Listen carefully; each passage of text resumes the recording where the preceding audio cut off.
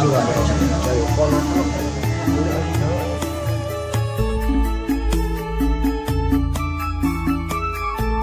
adalah video kami, bersama dengan beberapa paguyuban pada saat melakukan kegiatan resik makam, serta eksplorasi di lokasi pemakaman Mancilan Kota Pasuruan, bertujuan untuk pelestarian peninggalan-peninggalan bersejarah, baik itu berupa jirat atau nisan kuno, maupun peninggalan-peninggalan bersejarah lainnya di lokasi tersebut. Kalau bicaranya adalah umum adalah kuburan, tapi makam secara hakikat itu adalah tingkatan makam. Paguyuban yang peduli akan peninggalan-peninggalan bersejarah itu diantaranya adalah Paguyuban Sabdowolo, Sanggar Seni Cuci Otak Rahmat Alam Pasuruan, Sanggar Tari Gandes Lues, dan Godbester dari Pasuruan. Selain itu, acara eksplorasi makam kuno dan pembersihan jirat atau nisan makam kuno tersebut dihadiri pula oleh para pemuda dari desa dan pondok pesantren setempat.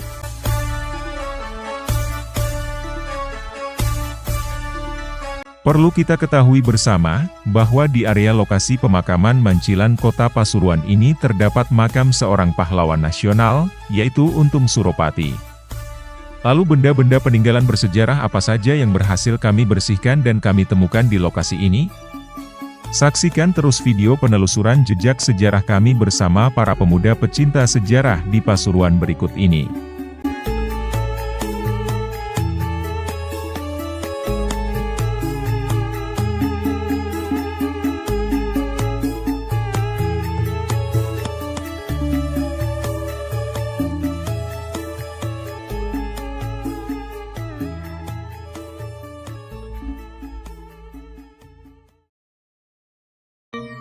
Makam Syekh Maulana Ishak, Makam Brawijaya 6, dan Makam Darmo Yudo 1.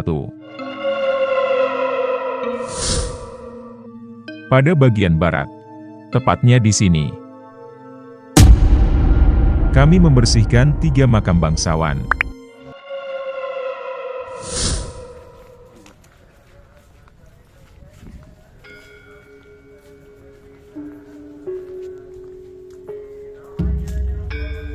Kegiatan pembersihan makam kuno kami awali pada area sebelah barat lokasi pemakaman Mancilan Kecamatan Purworejo Kota Pasuruan.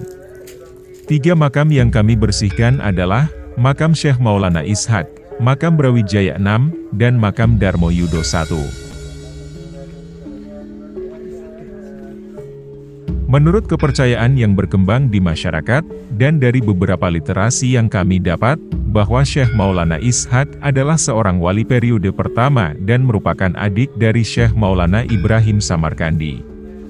Ia sengaja datang ke Pulau Jawa untuk menyebarkan agama Islam. Pada tahun 1434 Masehi, Syekh Maulana Ishak mendatangi Sunan Ampel di Surabaya yang juga masih saudaranya. Ia mengarahkan Syekh Maulana Ishak untuk menyebarkan Islam di daerah timur Pulau Jawa. Sedangkan Brawijaya 6 yang kita kenal tidak lain adalah Prabhunata Girindrawardhana Dyah Ranawijaya, raja terakhir kerajaan Majapahit yang memerintah tahun 1486 sampai dengan 1527. Girindrawardhana Dyah Ranawijaya adalah putra Suprabawa alias Singhawikramawardan, raja Majapahit yang memerintah tahun 1466 sampai dengan 1474. Brawijaya adalah nama raja terakhir Majapahit versi naskah-naskah Babat dan Serat, misalnya Babat Tanah Jawi dan Serat Kanda. Nama ini sangat populer dalam masyarakat Jawa, namun tidak memiliki bukti sejarah, misalnya prasasti.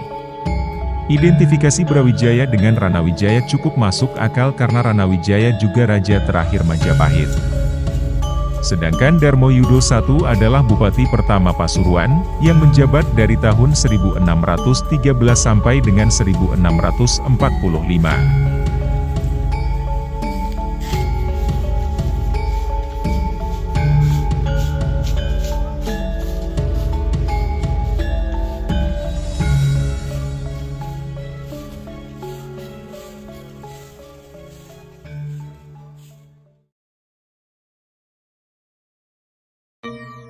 Makam Era Mataram. pada area sebelah barat, tepatnya di sini. Tim menemukan makam era Mataram Islam.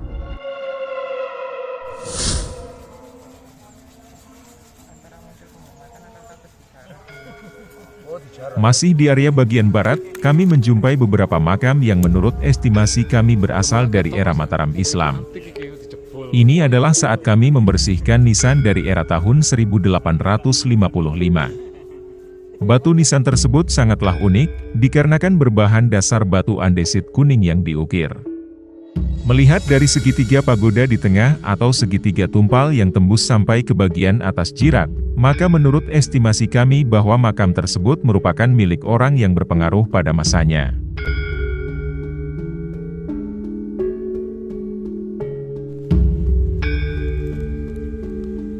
Berjarak kurang lebih 25 meter dari nisan batu andesit kuning, kami kembali menemukan batu nisan kuno.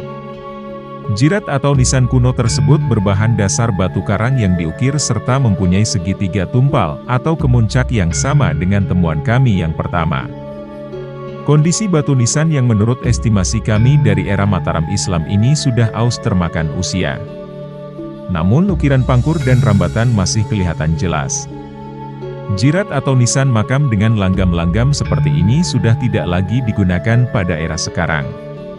Padahal dengan adanya langgam tersebut kita bisa mempelajari identitas dari pemilik makam. Dari berbagai era mempunyai ciri khas tersendiri untuk menerangkan identitas pemilik makam.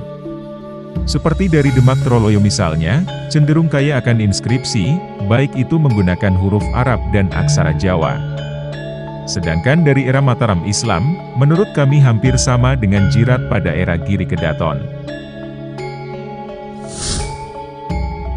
Bila dari era Mataram Islam, jirat atau nisan mempunyai pangkur tanpa kurawal, mempunyai segitiga tumpal dan rambatan.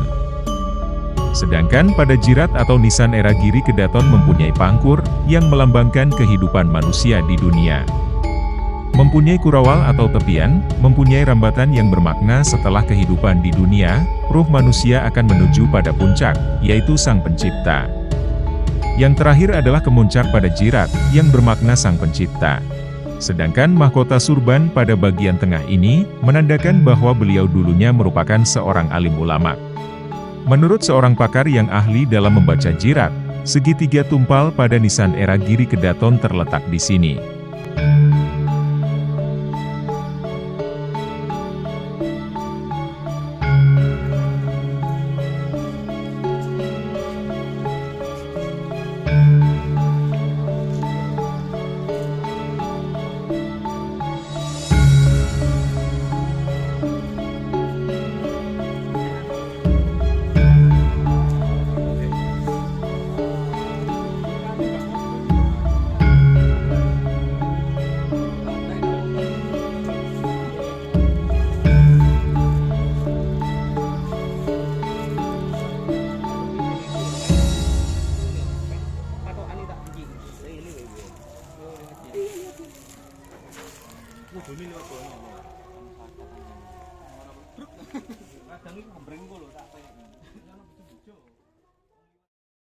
Lingga. Pada area selatan. Tepatnya di sini, dan di sini. Tim menemukan lingga.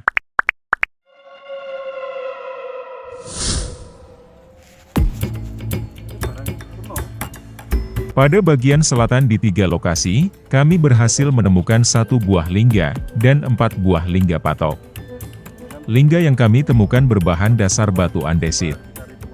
Sewaktu kami temukan, lingga tersebut berada pada permukaan tanah, dalam kondisi tidak utuh dan tanpa pasangannya yaitu yoni. Lingga sering juga ditemukan tidak berpasangan dengan yoni, akan tetapi berdasarkan ciri-cirinya yang memiliki unsur-unsur Brahmabhaga, Wisnubhaga, dan Rudrabhaga maka lingga tersebut merupakan bagian dari lingga yoni.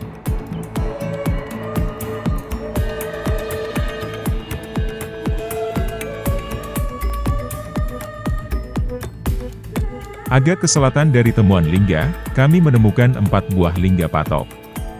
Pada waktu kami temukan, lingga patok tersebut dialihfungsikan untuk nisan makam. Artefak berbahan dasar batu pualam ini sewaktu kami temukan dalam kondisi utuh dan menancap di tanah. Di sisi yang lain, terdapat juga lingga yang berdiri sendiri, seperti temuan kami kali ini. Tetapi memiliki ciri-ciri yang berbeda dengan manusa lingga. Lingga yang dimaksud adalah pseudolingga atau lingga semu, yang cirinya tidak memiliki bagian segi 6. Lingga semu hanya memiliki bagian silindris dan persegi saja.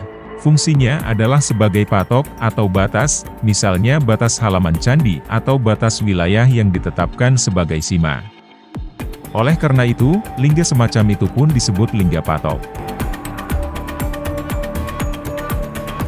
Berbeda dengan lingga, yoni seringkali ditemukan tanpa lingga. Terdapat tradisi penggunaan yoni tidak bersama dengan lingga. Dalam hal ini, yoni tetap mempunyai peran sebagai simbol organ feminin yang menjadi simbol kesuburan. Sebagai simbol kesuburan, penggunaan yang paling banyak adalah yang dikaitkan dengan kesuburan lahan, sehingga sebaran yoni periode Jawa Tengah kuno ini banyak ditemukan di wilayah-wilayah yang subur sebagai lahan pertanian, misalnya wilayah Kedu, Klaten, dan Sleman.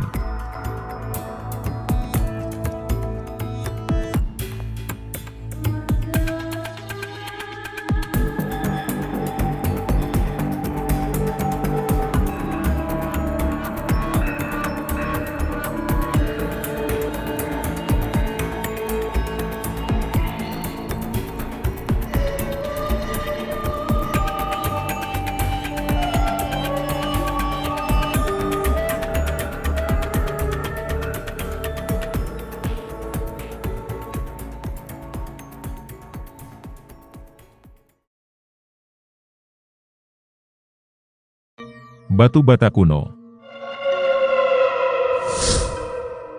Kembali di area barat. Tepatnya di sini, dan di sini. Tim menemukan batu bata kuno.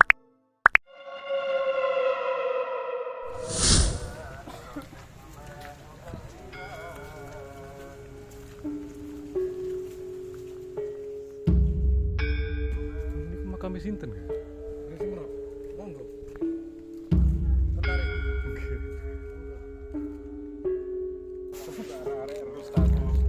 Pada area sebelah barat berjarak kurang lebih 50 meter dari makam Brawijaya 6, kami menemukan sebuah batu bata kuno berukuran besar. Batu bata tersebut pada waktu kami temukan, berada pada permukaan tanah, dalam kondisi utuh, dengan ukuran panjang kurang lebih 40 cm dan lebar 25 cm serta mempunyai ketebalan 10 cm. Pada bagian kedua sisinya tanpa ada motif apapun. Kemungkinan artefak tersebut diperoleh warga pada saat menggali makam. Dalam kegiatan kami kali ini, untuk sementara temuan batu bata inilah yang mempunyai ukuran terbesar di area lokasi pemakaman Mancilan. Menurut beberapa sumber literasi yang kami dapat, untuk batu bata dengan ciri-ciri tersebut merupakan batu bata dari era Kediri.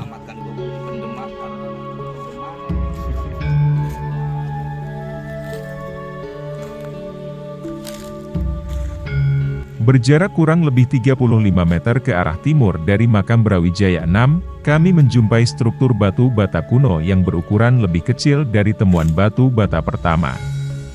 Batu bata ini mempunyai ukuran panjang kira-kira 35 cm, dengan lebar 25 cm dan ketebalan 9 cm, serta mempunyai motif dua garis lurus menyamping.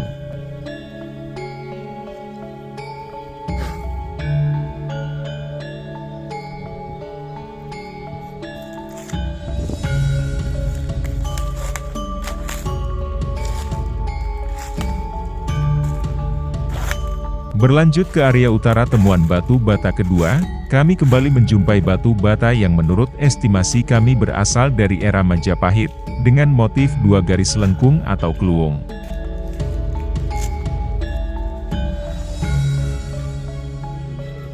Tidak jauh dari temuan tersebut terdapat struktur batu bata kuno yang masih berada pada posisi aslinya. Batu bata kuno ini mempunyai ukuran dan motif yang sama dengan temuan kami yang kedua.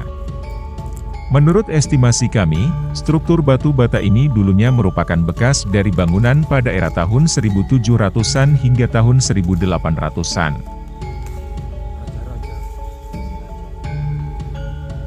Pada era kolonial, penggunaan batu bata berukuran besar dapat kita jumpai pada bangunan-bangunan kuno di wilayah Pasuruan seperti kantor pegadaian, stasiun kereta api, pabrik-pabrik era Belanda, serta bangunan-bangunan rumah masa kolonial.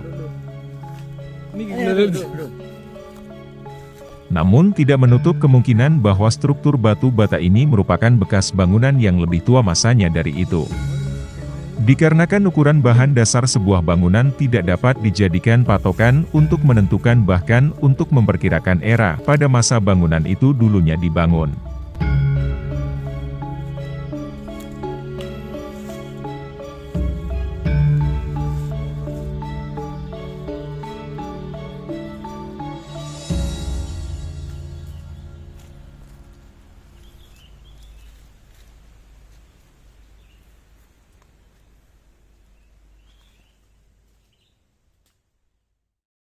Koin kuno dan batu pipisan. Pada area tengah, tepatnya di sini, tim menemukan koin kuno dan batu pipisan.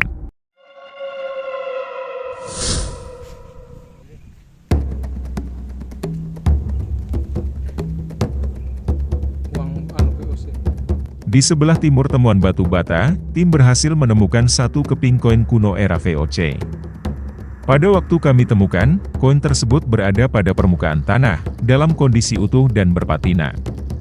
Menurut estimasi kami, artefak berbahan perunggu ini berasal dari era kolonial sekitar tahun 1700 hingga tahun 1800-an.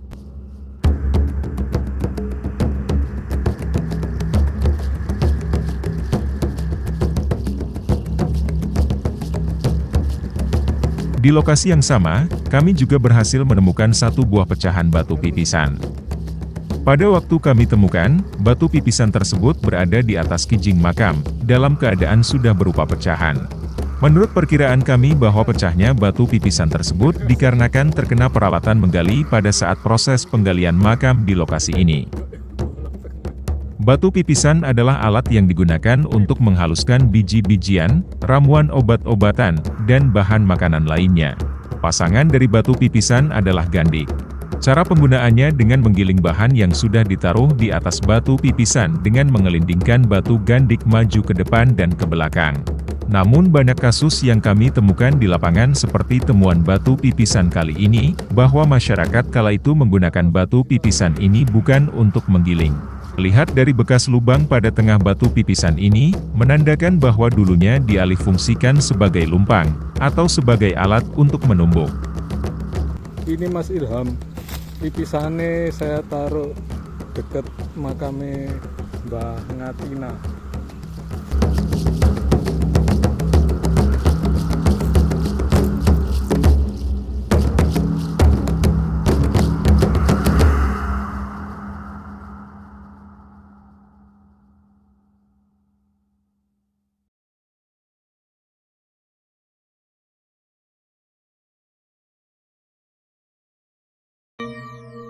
Gerabah.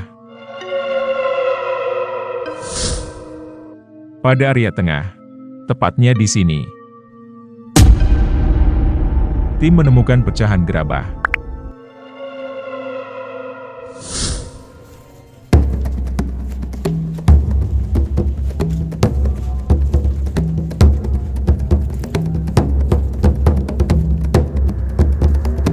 Penelusuran akhirnya mengarah kembali ke lokasi sekitar makam utama. Pada bagian selatan berjarak kurang lebih 20 meter dari makam pahlawan nasional Untung Suropati, tim menemukan pecahan gerabah. Pada waktu kami temukan pecahan gerabah jenis porselen ini berada persis di sebelah barat Jalan Paving, menyebar sampai ke bagian utara.